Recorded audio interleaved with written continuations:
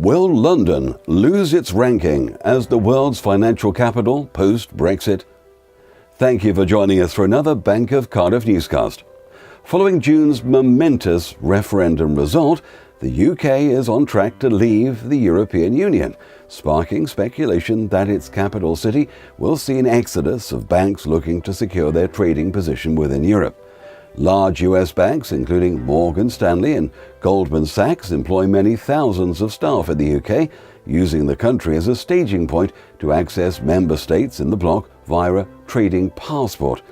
However, now that Britain's relationship with the rest of Europe is uncertain, a number of banks are looking to review their arrangements and preparing to shift operations, in part at least, to the continent.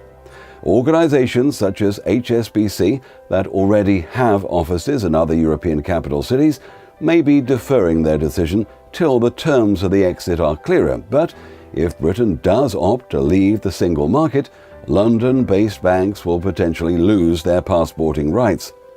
Regulatory approvals will take time to process.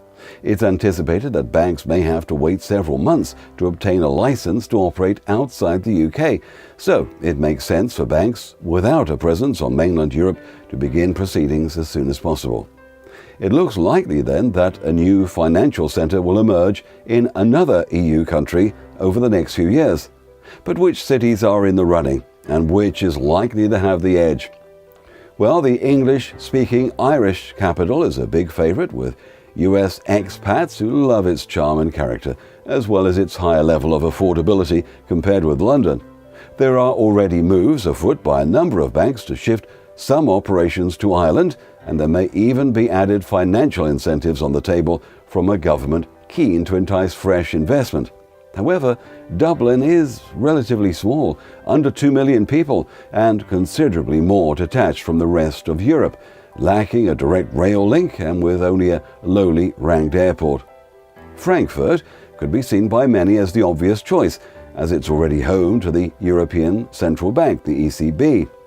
The financial capital of Germany, Frankfurt has a highly ranked airport and smart modern rail terminus with fast connections to other European cities. With a good-sized population of around 2.5 million, it could easily become home to banking professionals. That said, Frankfurt isn't seen as an exciting location and isn't famed for its cultural attractions or nightlife. There's also the possibility that some might feel London currently provides Europe with a financial centre that operates outside of Germany's powerful political and economic sphere of influence.